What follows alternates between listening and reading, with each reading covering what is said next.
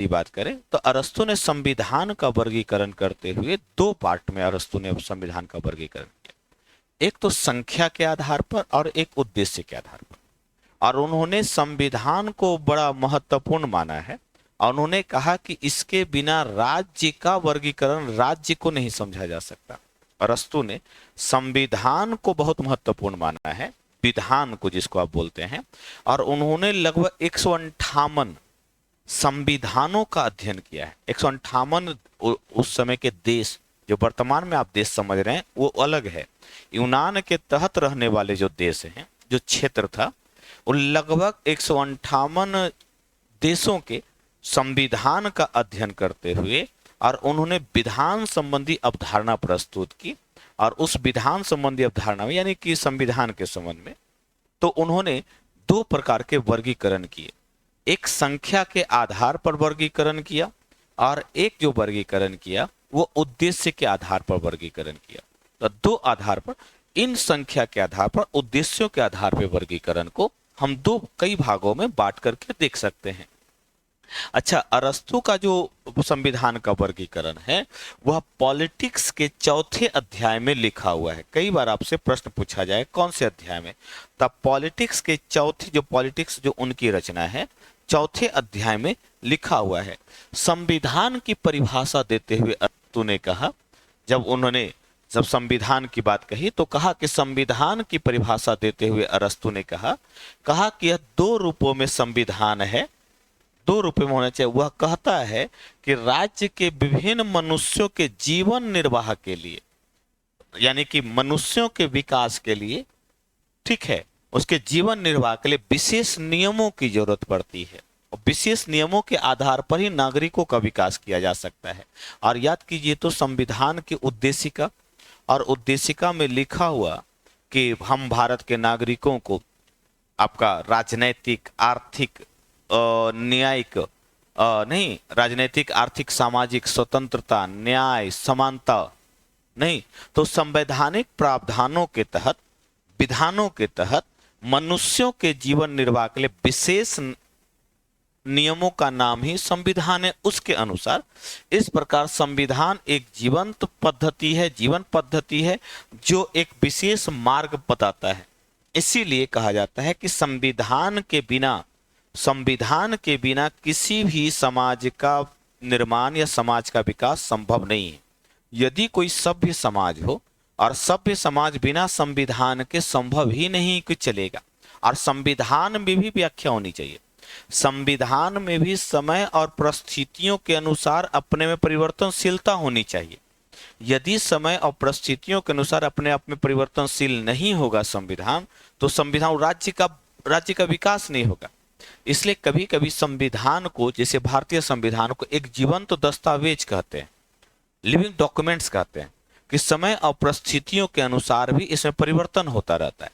उद्देश्य यही है ताकि नागरिकों का विकास किया जा सके और शासन और संचालन, देश का शासन और प्रशासन का संचालन किया जा सके। एक बात ध्यान रखिएगा, संविधान की यदि परिभाषा पूछेगा कि मूल भावना वर्तमान समय में, मैं अरस्तु के अनुसार बात नहीं कर रहा, वर्तमान समय में यदि मूल परिभाषा संविधान की पूछेगा तो कहते हैं कि वह लिखित अथवा अलिखित दस्तावेज, लिखित भी हो सकता है और अलिखित भी हो सकता है, वह लिखित अथवा अलिखित दस्तावेज जो मूल सिद्धांतों पर आधारित हो, समानता, न्याय, स्वतंत्रता आदि पर, जो मूल सिद्धांतों पर आधारित हो और जिसके माध्यम से देश का शासन एवं प्रशासन का संचालन किया जाता हो, जो मूल सिद्धांतों पर आधारित हो और जिसके माध्यम से देश के शासन और प्रशासन का संचालन किया जाता हो, उसी को हम आमतौर पर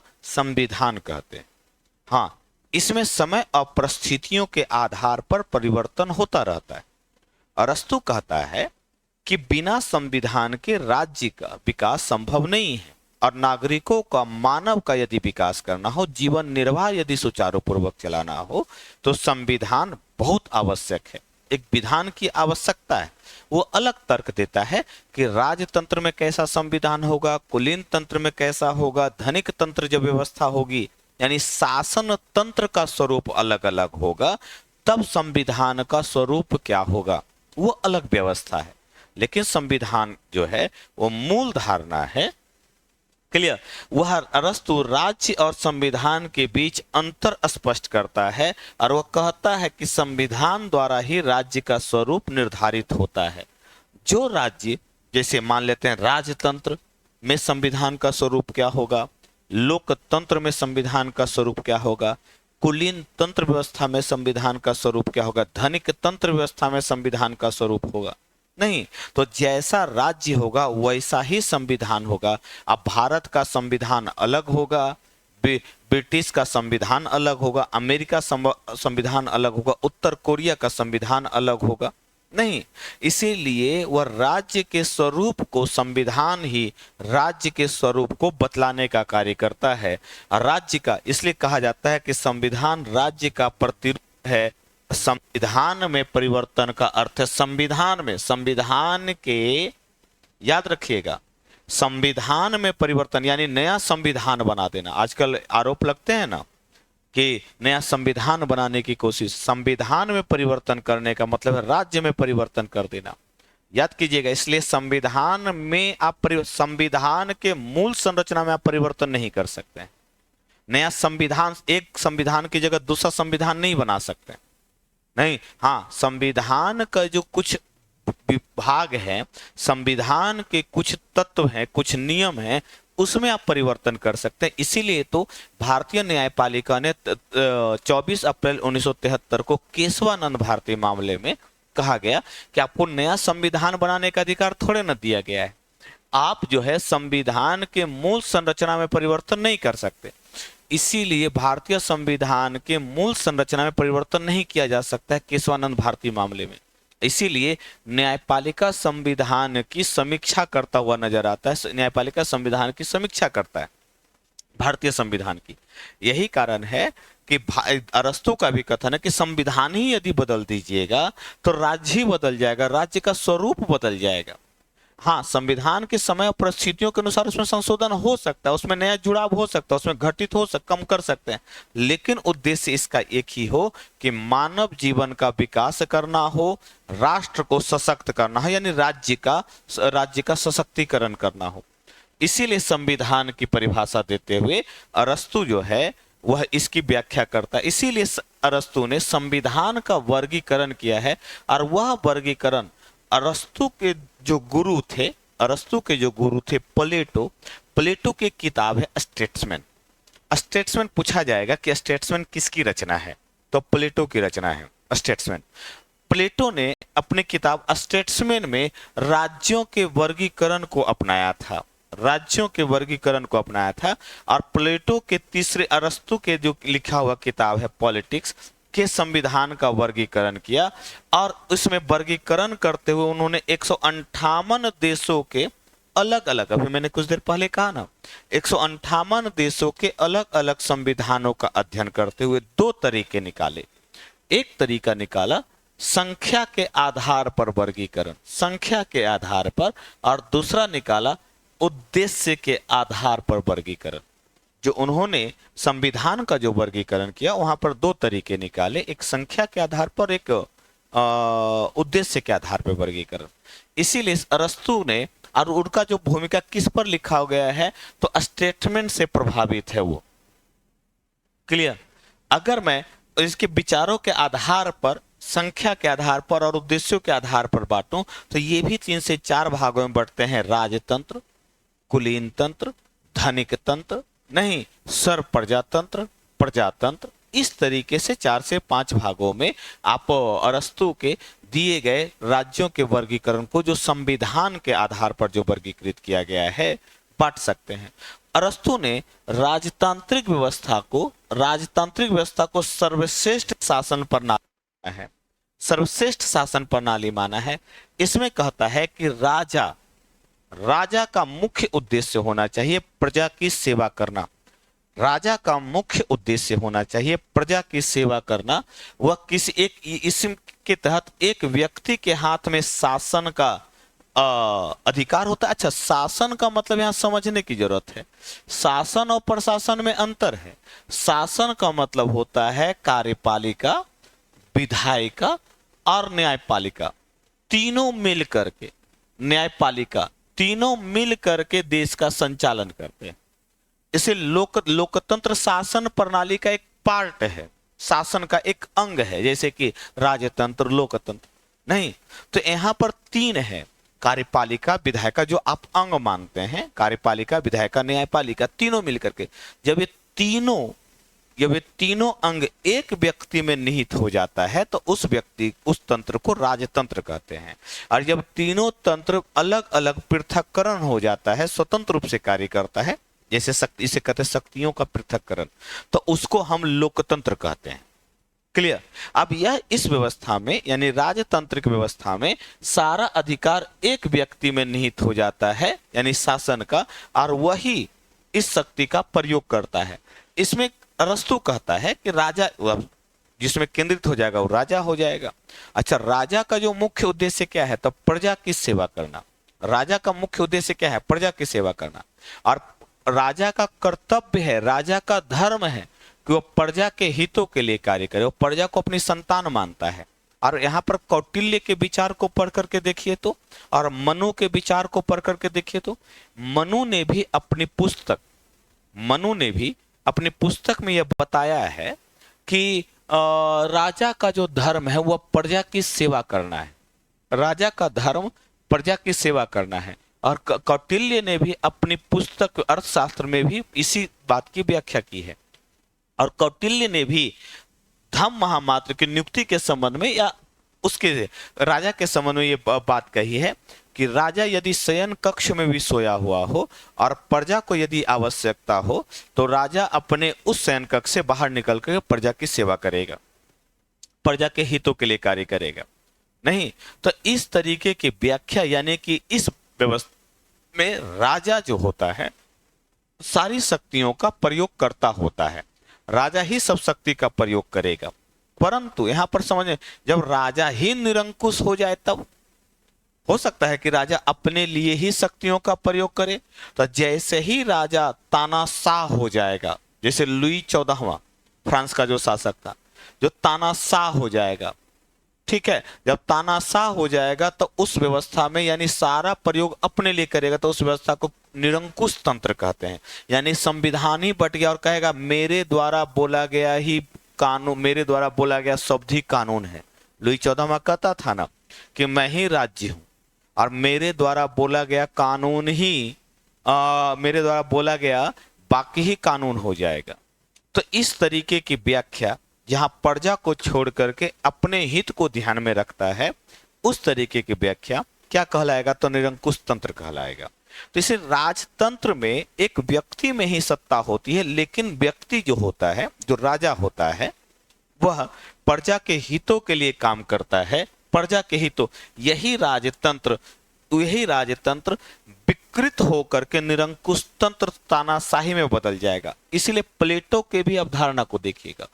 प्लेटो ने भी इस व्यवस्था में दार्शनिक को, पढ़े लिखे को, दार्शनिक को ही सत्ता यानी राजा बनने पर जोर दिया है, दार्शनिक को ही राजा बनने पर जोर दिया है। इसलिए मैंने कहा ना कि प्लेटो की अवधारणा से प्रेरित है। क्लियर? और यहां पर भी देखिए कहता है कि इसका मुख्य काम तो प्रजा की सेवा करना है, लेकिन अगर प्रजा की सेवा से वह विमुख हो जाता है तो राजतंत्र विकृत रूप धारण कर लेता है और निरंकुश तंत्र में बदल जाता है। उसको तानाशाह डिक्टेटर कहेंगे। नहीं, और राजा अपने हितों के लिए ही काम करेगा। तो लुई 14वां क्या कहता था? लुई 14वां क्या कहता था? कहता था कि मैं ही राज्य हूं, अब मेरे द्वारा कहा गया बाकी ही कानून बन जाएगा। आपने सुना होगा एक मूवी आई थी बाहुबली, नहीं, और बाहुबली में कहती है ना जो राजमाता होती है कि मेरे द्वारा कहे गए वाक्य ही कानून है, मेरे द्वारा कहे गए शब्द ही कानून है। तो इस तरीके की व्यवस्था कि मेरे द्वारा कहे गए शब्द ही कानून है, यहां पर दोनों व्यवस्था को दिखाते हैं। एक तरफ कहते हैं कि राजा का काम प्रजा के हितों के लिए कार्य करना होता है, वहीं दूसरी तरफ वो ये भी बताते हैं कि मेरे द्वारा कहे गए कानून ही, मेरे द्वारा कहे गए बाकी ही कानून है। तो ये दोनों तो तानाशाही व्यवस्था को भी दिखाता है। क्लियर। इसीलिए जब राजतंत्र में एक व्यक्ति सिर्फ अपने हितों को ध्यान में रख करके कार्य करता है तो उसको हम तानाशाही व्यवस्था बोलते हैं या निरंकुश तंत्र बोलते हैं। इसी को ट्रायनेनी कहते हैं। अब ध्यान रखिएगा, इसकी कई विशेषता होती है इस निरंकुश तंत्र की। यह माना जाता है कि राजतंत्र का ही विकृत रूप है और एक प्रकार की तानाशाही है। राजा धोखे से, धूर्तता पूर्वक किसी भी तरीके से सत्ता स्थापित करता है। वह नागरिकों पर कठोर से कठोर कानून लागू करवाने की कोशिश करता है और वह सिर्फ और सिर्फ अपने हितों पर ही ध्यान देता है। इसीलिए बार बार लुई 14 की याद आ रही है और लुई 14 कहता है कि मैं ही राज्य। इस तरीके की व्यवस्था जब निरंकुश तंत्र हो जाएगा तो संविधान का स्वरूप ही बदल जाएगा। तो राजतंत्र में संविधान का स्वरूप अलग है, निरंकुश तंत्र में संविधान का स्वरूप अलग हो जाएगा। यही कारण है कि निरंकुश तंत्र डिक्टेटरशिप को दिखाता है और कोई भी राजा कानून बना देगा, कहेगा कि भैया इसको लागू करो, मैंने जो बोल दिया वही कानून है। इसे निरंकुश तंत्र राजतंत्र का विकृत स्वरूप माना जाएगा। आपसे चक्रीय व्यवस्था भी पूछा जाएगा, मैं आगे चर्चा करूंगा। क्लियर। इसी के खिलाफ जब निरंकुश तंत्र खड़ा हो जाता, निरंकुश तंत्र आ जाता है तब कुछ वर्ग इसके खिलाफ आ जाते हैं, कुछ वर्ग खड़ा हो जाता है और वही कुछ वर्ग एक नया तंत्र की अवधारणा करता है, तंत्र की स्थापना करता है। और निरंकुश तंत्र के खिलाफ एक नया वर्ग आ जाता है जिसको आम तौर पर आप कुलीन तंत्र कहते हैं, जिसको आम तौर पर कुलीन तंत्र कहते हैं। और कहते हैं कि नहीं, निरंकुश तंत्र के खिलाफ पहले राजतंत्र फिर निरंकुश तंत्र, जब यानी विकृत स्वरूप, हर किसी का एक विकृत स्वरूप आता जाएगा और ये तब तक चलेगा जब तक असमानता रहेगी, एक नया स्वरूप आता जाएगा। इसलिए डेमोक्रेसी में हमेशा अपने आप को परिवर्तन, दोनों स्वरूप दिखाई देगा। हम आगे चर्चा करेंगे। क्लियर। इसीलिए कुलीन तंत्र में, अरिस्टोक्रेसी में कहा जाता है कि शासन सत्ता कुछ व्यक्तियों के हाथों में होती है और शासन सत्ता का विधि या कानून के अनुसार होता है, उसे कुलीन तंत्र कहते हैं। अब देखिए, जहां राजतंत्र में विधि महत्वपूर्ण था, निरंकुश तंत्र तक आते आते विधि समाप्त हो जाता है। राजा के पास एक ही व्यक्ति में शक्ति केंद्रित हो जाती है और उसके खिलाफ फिर एक क्रांति होती है और उस क्रांति के खिलाफ कुछ वर्ग अपने हाथ में सत्ता अख्तियार कर लेता है। इसे कहता है कि हम विधि के अनुसार काम करेंगे, विधि के अनुसार शासन चलाता है। इसी कारण इस व्यवस्था को कुछ व्यक्तियों में हाथों में केंद्रित हो जाता है। इसी व्यवस्था को कुलीन तंत्र कहते हैं और उसके अनुसार यही एक ऐसा शासन विधान है जिसमें अच्छे नागरिक और अच्छे व्यक्ति के गुणों में पूर्ण रूपेण समानता होती है। और वह कहता है कि लोकतंत्र कुलीन तंत्र के तत्वों के मिश्रण से, यानी कि दोनों के मध्य से कुलीन तंत्र निकला है। लेकिन यह भी कुलीन तंत्र, इस कुलीन तंत्र में कई सारे विषमताएं जब आ जाती है, समस्या आ जाती है, ठीक है, तो यह कुलीन तंत्र वंशानुगत भी हो सकता है। और जब वंशानुगत हो जाएगा तब फिर से परिवारवाद का जन्म हो जाएगा, परिवारवाद का जन्म हो जाएगा और यही परिवारवाद वह अपने डिक्टेटरशिप को स्थापित कर लेगा, यानी अपने ही हितों को ध्यान में रखेगा। फिर इससे विकृत स्वरूप क्रिएट हो जाएंगे, विकृत स्वरूप क्रिएट हो जाएंगे। हालांकि वह कुलीन तंत्र में जो बूढ़े व्यक्ति होते हैं, जो समझदार व्यक्ति, उसी को सत्ता पर वो, इसीलिए वरिष्ठता का नियम लागू हो जाता है कुलीन तंत्र में। कहेगा वरिष्ठता का नियम किस में लागू हो जाता है, वरिष्ठता का नियम अरस्तु के अनुसार किस तंत्र की विशेषता है, तो वह कुलीन तंत्र की विशेषता है। लेकिन मैंने कहा ना कि इससे परिवारवाद जैसे भी चीजें जन्म ले लेती है, कई कमियां आ जाती है, तो इसके खिलाफ एक नया तंत्र खड़ा हो जाता है। और यहाँ पर जब तो उसके खिलाफ एक नया तंत्र आ जाएगा तो इस तंत्र में ही धनिक वर्ग आ जाएगा और सारी शक्ति अपने हाथ में केंद्रित कर लेगा। यानी कि जिसके पास पैसा है वही सत्ता का प्रयोग करेगा, वही सत्ता का प्रयोग करेगा। इसलिए देखिएगा, अलाउद्दीन खिलजी को पढ़ करके देखिएगा तो अलाउद्दीन खिलजी ने देखिएगा कि उसने सारे जितने भी शॉक थेरेपी का प्रयोग करते हुए हिंदुओं से सारे अधिकार छीन लिए थे, सारी संपत्ति छीन लिया था। कहा तुम्हारे पास संपत्ति रहेगा तो तुम है जो विद्रोह कर दोगे, तुम षड्यंत्र करोगे। इसलिए अधिकतर षड्यंत्रकारियों में मुगल साम्राज्य में पढ़ करके देखा था सब कौन है, अभिजात्य वर्ग है, सब षड्यंत्र, सबके पास पैसा है, धन है, इसलिए षड्यंत्र करने लग जाता है। आज भी जिसके पास धन है वही सत्ता को हटाने के लिए षड्यंत्र करता नजर आता है। नहीं, आप लोगों ने सोरोस नाम का जोसेफ सोरोस नाम के एक व्यक्ति का सुना होगा, जिसने इस पर हिंडनबर्ग को बढ़ावा देने और इस पर भी आरोप लगे थे। इस पर ये सब क्या है, धनिक तंत्र है। यानी कि कुलीन तंत्र में से ही धनिक तंत्र कुछ वर्ग अपने पास अधिकार सुनिश्चित कर लेता है, और जिसके पास धन होता है यह धनिक तंत्र सिर्फ ऐसा ही स्थापित करना चाहता है जब कुछ ही लोगों के पास अधिकार होगा, और वह हमेशा अल्पमत में होगा। इसमें जो सत्ता होती है वह संपत्तिशाली वर्ग के हाथों में होती है, और इन संपत्तिशाली स्वामियों की संख्या जो होती है ऑब्वियस बात है कि कम होगा। और यह धनिक तंत्र सिर्फ अपने लाभ के लिए काम करेगा, किसी के लाभ के लिए काम नहीं करेगा, सिर्फ अपने हितों के लिए काम करेगा। इसलिए इस धनिक तंत्र के खिलाफ हमेशा एक विद्रोह की भावना रहती है। इसे निर्धन वर्ग, जो समाज का जो बहुतंत्र है, जिसकी संख्या बहुत ज्यादा है, इसको हटाने की कोशिश करेगा। इसे धनिक तंत्र के खिलाफ हमेशा विद्रोह जैसी धारणा रहेगी। इसलिए आप सुनते हैं कि एक वर्ग के पास बहुत पैसा है तो दूसरा वर्ग उसके खिलाफ खड़ा है। इसी से न पूंजीवाद और समाजवाद जैसी धारणा बाद में क्रिएट हुई। क्लियर? तो ये एक व्याख्या जो अरस्तु ने इस संबंध में अपने विचार प्रकट किए कि देखो जी, सबसे अच्छा तंत्र तो राजतंत्र है, लेकिन राजतंत्र में यदि कमियां आ जाती है तो वह निरंकुश तंत्र का रूप धारण कर लेता है, निरंकुश तंत्र बन जाता है। और जब निरंकुश तंत्र बन जाता है तो इसके खिलाफ कुलीन तंत्र आता है, कुलीन तंत्र का रूप हो जाता है। और कुलीन तंत्र में भी कुछ व्यक्ति अपने हाथों में सत्ता केंद्रित कर लेता है, तो इसके खिलाफ आ जाता है कौन सा, तो धनिक तंत्र आ जाता है।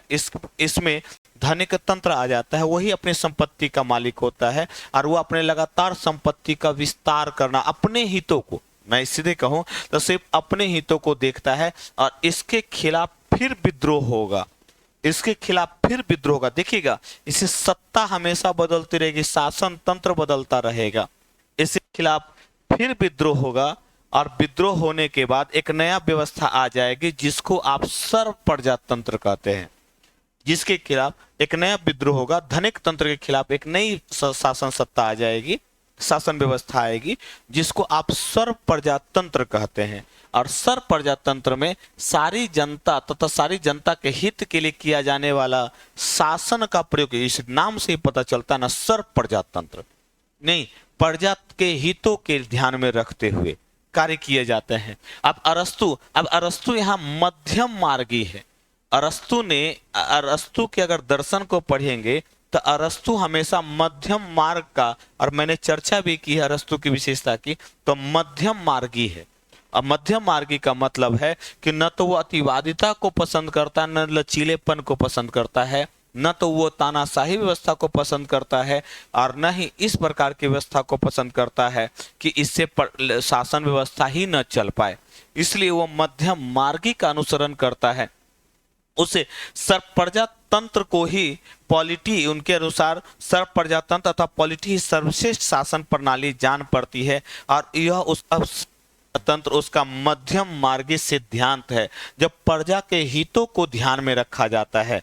लेकिन इसमें भी कई सारी कमियां हैं। इसे वर्ल्ड में कोई भी तंत्र परफेक्ट नहीं हो सकता, कोई भी तंत्र में हमेशा कुछ ना कुछ कमियां आती, तब विद्रोह होता रहता है और उसमें हमेशा सुधार होता। तो इसमें सब प्रजातंत्र के हितों को ध्यान में रखा जाता है, और इसमें भी तो शासन व्यवस्था है तो लागू ही नहीं हो पाएगा, इसमें बहुत समय लग जाता है, भ्रष्टाचार ज्यादा पनपता है, इस व्यवस्था में कार्य प्रणाली धीमा हो जाता है। तो उसने सब प्रजातंत्र के दूसरे स्वरूप प्रजातंत्र को महत्ता दी और कहा कि यह निरपेक्ष समानता के तत्व बहुत बल देता है इसमें, और कहता है कि धनी, निर्धन, अनपढ़, पढ़े लिखे, विद्वान और मूर्ख, इसमें इस व्यवस्था में वो कहता है कि इस व्यवस्था में सभी सब बराबर हो जाते हैं, गधा और घोड़ा सब बराबर हो जाता है इस व्यवस्था में। पढ़ा लिखा वर्ग भी, मूर्ख वर्ग भी सब बराबर हो जाता है, तो कहता है कि इससे व्यवस्था, शासन व्यवस्था संचालित करना बड़ा मुश्किल हो जाता है। शासन व्यवस्था का संचालन करना बहुत मुश्किल हो जाता है। यह स्वतंत्रता के आधार पर सब नागरिकों को समान अधिकार देता है, परंतु यह समानता और स्वतंत्रता शीघ्र ही इतना हो जाता है कि नियंत्रण से बाहर हो जाता है। और जब वह नागरिक, तो जब अराजकता जैसी क्रिएट हो जाती है, जब प्रजातंत्र में कहता है कि समानता और स्वतंत्रता इस रूप में आ जाती है कि अराजकता जैसी स्थिति उत्पन्न हो जाती है, तो एक नई धारणा आती है, अराजकतावाद। इसलिए अरस्तु भी इस प्रजातंत्र को बहुत बेहतर नहीं मानता है, इस व्याख्या को बहुत बेहतर नहीं मानता है, प्रजातंत्र की व्याख्या को। इसलिए समय समय पर अरस्तु ने इस संबंध में, समय अपनी जो पुस्तक है पॉलिटिक्स के तीसरे चौथे अध्याय में, अरस्तु ने इस संबंध में अपने विचार प्रकट किए हैं और कहता है कि इससे एक नया वर्ग खड़ा हो जाता है, प्रजातंत्र, जिसमें सभी के समानता और स्वतंत्रता पर तो बल दिया जाता है, सभी के समानता और स्वतंत्रता पर तो बल दिया जाता है, लेकिन यही समानता और स्वतंत्रता इस रूप में हो जाती है कि अराजकतावाद का रूप धारण कर लेता है, जिसको रोकना बड़ा दिक्कत है, यह नहीं रुक पाता। इसलिए प्रजातंत्र को अरस्तु कहता कि सब बराबर है। ये क्या बोलते हैं इसको, धनिक वर्ग, निर्धन वर्ग, पढ़े लिखे वर्ग, मूर्ख वर्ग, सब बराबर हो जाते हैं। इसीलिए यह व्यवस्था बहुत अच्छी नहीं मानी जा सकती है। इसलिए अरस्तु के अपने सिद्धांतों में कई प्रकार के इस व्यवस्था में, यानी तांत्रिक व्यवस्था में कई प्रकार के सिद्धांत प्रस्तुत करता है। और पहले सिद्धांत के तहत वह राजतंत्र को महत्वपूर्ण मानता है, वह राजतंत्र को महत्वपूर्ण मानता है। राजतंत्र से वह कहता है कि इससे निरंकुश तंत्र बढ़ जाता है, निरंकुश तंत्र बढ़ जाता है। निरंकुश तंत्र से वह कहता है कि नहीं, इससे जो समस्या उत्पन्न होती है उससे कुलीन तंत्र जन्म लेता है। कुलीन तंत्र से वह कहता है कुछ वर्गों के पास ही सत्ता आ जाती है तो धनिक तंत्र आ जाता है। धनिक तंत्र के खिलाफ भी एक विद्रोह होता है तो कहता है सर्व प्रजातंत्र आ जाता है, और सर्व प्रजातंत्र के खिलाफ आ जाता है तो प्रजातंत्र हो जाता है। इसी व्यवस्था में जो कमियां आती जाएगी तो तांत्रिक व्यवस्था का मतलब मैं शासन तंत्र की बात कर रहा हूं। शासन तांत्रिक व्यवस्था हमेशा बदलती रहती है। इसलिए अरस्तु कहता है कि कोई भी परफेक्ट नहीं है, कोई भी परफेक्ट नहीं है शासन तंत्र में। आज भी डेमोक्रेसी में कई सारी खामियां हैं। इसलिए जिसके पास सत्ता रहती है, जिसके पास शक्ति रहती है, वो अधिक से अधिक शक्तियों का प्रयोग करना शुरू कर देता है, तो कहते हैं हम डिक्टेटरशिप आ रहा है। क्लियर। इसी व्यवस्था में आप देखिएगा तो अरस्तु की कई आलोचना की गई है। अरस्तु ने गार्नर ने अरस्तु के विचार के संबंध में बल दिया है कि अरस्तु राज्य और सरकार में भेद नहीं कर पाता है, फलतु उसके द्वारा किया गया वर्गीकरण राज्यों के वर्गीकरण न होकर के सरकार का वर्गीकरण है। वह सरकार, गार्नर का कहना है कि अरस्तु ने सरकार और राज्य को लगभग समान मान लिया है, लगभग समान मान लिया है, और इसलिए सरकार को हटने की जगह, सरकार में परिवर्तन की जगह राज्य को में परिवर्तन की बात कर लेता है। इसलिए गार्नर ने सरकार और राज्य को, अरस्तु के अनुसार सरकार और राज्य को समान मान लिया है। ठीक है, और यही कारण है कि राज्य नहीं समाप्त होता, एक्चुअली सरकार बदलती है, सत्ता बदल जाती है। क्लियर। इसीलिए गार्नर ने इसकी आलोचना किया और कहता है कि इसमें मौलिकता का भी अभाव है, अंतर, इसमें संविधान राज्य और शासन में अंतर करना बड़ा मुश्किल हो जाता है, प्रजातंत्र को उचित स्थान नहीं दिया गया, और राजतंत्र का जो उसका स्वरूप है वह काल्पनिक दिखाई देता है। इसीलिए अगर कहेगा, आपसे क्रमिक रूप से पूछ लेगा अरस्तु के राजतांत्रिक व्यवस्था में क्या, आपसे विशेषता पूछ लेगा या क्रमवार से पूछ लेगा, तो आप इसके बारे में चर्चा करेंगे। इसके बाद अरस्तु ने दासता के संबंध में अपने सिद्धांत देते हुए बताया कि देखिए जी, दासता जो है वह आवश्यक प्राकृतिक है, और स्वामी और दास को उसने सही माना है।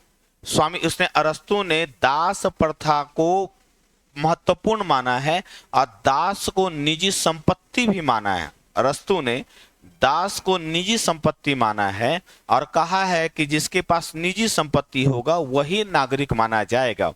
इसलिए दास को अरस्तु स्वामी और दास की अवधारणा को बढ़ावा देता है और इसे प्राकृतिक विधि मानता है। तो अगर आपसे दासता के संबंध में यदि प्रश्न पूछा जाएगा स्वामी और दासता का, तो अरस्तु स्वामी और दास को प्राकृतिक मानता है, प्राकृतिक मानता है, प्राकृतिक मानता है, और वह कहता है कि दास जो होता है वह एक संपत्ति है। दास एक संपत्ति है जिसने दास प्रथा का विस्तार कर दिया, दास प्रथा को बढ़ावा दिया। वहीं अरस्तु ने नागरिकता के संबंध में अपने से ध्यान देते हुए कहा कि देखिए जी, जो राजनीतिक भागीदारी करता हो, जो राजनीतिक भागीदारी करता हो वही नागरिक है। जिसके पास निजी संपत्ति हो वही नागरिक है। तो राजनीतिक भागीदारी कौन करता है? तो बच्चे राजनीतिक भागीदारी नहीं करते हैं, महिलाएं बहुत कम राजनीतिक भागीदारी नहीं करती है, प्रौढ़ यानी कि जो बूढ़े लोग राजनीतिक भागीदारी नहीं करते हैं, इसलिए अरस्तु उनको नागरिक मानता ही नहीं है। तो यदि नागरिकता के संबंध में यदि पूछा जाए तो नागरिकता के परिभाषा देते हुए अरस्तु कहता कि जो राजनीतिक भागीदारी सुनिश्चित करता हो, राजनीतिक मूल्य को अपनाता हो, और साथ ही जिसके पास निजी संपत्ति हो वही नागरिक है। वहीं दासता के संबंध में अरस्तु कहता है कि स्वामी और दास एक प्राकृतिक अवधारणा है, आप इसे अलग करके नहीं देख सकते, और दास को वह निजी संपत्ति मानता है। निजी संपत्ति से संपत्ति की अवधारणा में मैंने ये बात बताई थी, जब आप पिछले वीडियो में देखिएगा। तो संपत्ति की अवधारणा में मैंने बताई थी कि वह संपत्ति में दास को भी संपत्ति मानता है। इसलिए अगर आपसे पूछा जाए, प्रश्न यदि पूछा जाए कि अरस्तु के संबंध में, तो एक मोटा मोटी सारी बातें आपके समक्ष मैंने कर दिया है, क्लियर। तो अरस्तु के संबंध में यदि बात कहेगा, अरस्तु के संबंध में, तो संपत्ति संबंधी विचार अरस्तु के संबंध में हो गया है, न्याय संबंधी विचार भी बता दिया है, आदर्श राज्य संबंधी विचार बता दिया है, शिक्षा संबंधी विचार भी बता दिया आपका, संविधान का वर्गीकरण जो अरस्तु ने 4-5 भागों में संविधान और राज्य का वर्गीकरण किया, अरस्तु ने 4-5 भागों में जो किया। तो मैंने कहा कि पहले राजतंत्र में कमियां आ जाती है, तब आपका निरंकुश तंत्र में कमियां आती है, तो कुलीन तंत्र में कमियां आ जाती है, तो धनिक तंत्र में कमियां आती है, तो सर्व प्रजातंत्र और सर्व प्रजातंत्र से प्रजातंत्र, ये सर्कल चलता रहता है। इसे शासन व्यवस्था बदलती रहती है, लेकिन समस्या यह है कि उस शासन व्यवस्था प्रजातंत्र को, यानी कि शासन को, सरकार को और राज्य को एक साथ मान लिया है, इसलिए गड़बड़ी है, क्लियर। दासता के संबंध में स्वामी और दास को प्राकृतिक विधि मानता है, और दास को संपत्ति के रूप में धारण करता, निजी संपत्ति के रूप में कहता है जिसके पास निजी संपत्ति होगा वही नागरिक माना जाएगा, और जो राजनीतिक मूल्य में भागीदारी निभाएगा वही नागरिक माना जाएगा। तो इससे यदि क्वेश्चंस आएगा तो इससे बाहर मुझे नहीं लगता है कि इससे बाहर क्वेश्चंस आना चाहिए। इसलिए अरस्तु को अगर कहेगा अरस्तु राजनीति विज्ञान का जनक किसे माना जाता है, तो अरस्तु को माना जाता है, जिसने कई किताब लिखी, और यहाँ पर किताब का नाम है मेटाफिजिक्स हो, नीति शास्त्र, पॉलिटिक्स हो, वाग्मिता शास्त्र हो, काव्य शास्त्र हो, ऑर्गेनॉन है, बहुत ठीक है। तो इसलिए कई उन्होंने किताबें लिखी, तो पॉलिटिक्स की किताब उनकी बहुत महत्वपूर्ण है। अगर कहेगा सबसे महत्वपूर्ण कृति तो पॉलिटिक्स की उनकी बहुत महत्वपूर्ण कृति है। तो यहाँ पर अरस्तु के संबंध में हमारे सारे जो पॉइंट ऑफ व्यू है हमारा समाप्त हो जाता है। मैंने एक पॉइंट ऑफ व्यू आपको मोटा मोटी दे दिया है। नेक्स्ट क्लास में हम इसके संबंध में इसके क्या बोलते हैं, इसके क्वेश्चंस को लेकर के हम इसके साथ आएंगे, और लगभग सारे क्वेश्चंस को हम डील कर लेंगे। तो लगभग 20-25 क्वेश्चंस होंगे, तो लगभग सारे क्वेश्चंस को डील कर लेंगे। तो आपका एक मोटा मोटी आपका एक अरस्तु संबंधी क्वेश्चंस समाप्त हो गया है। अगर आपको कुछ पूछना होगा तो आप कमेंट कर दीजिएगा, और हम उस पर आपको उसके संबंध में सारी जानकारी दे देंगे। तो ठीक है, तो आज के लिए इतना ही रखते हैं। नेक्स्ट वीडियोज में, नेक्स्ट क्लास में हम दोबारा मिलेंगे क्वेश्चंस के साथ, अरस्तु के द्वारा अरस्तु से संबंधित जो भी क्वेश्चंस होगा उसके संबंध में। तो आज के लिए धन्यवाद।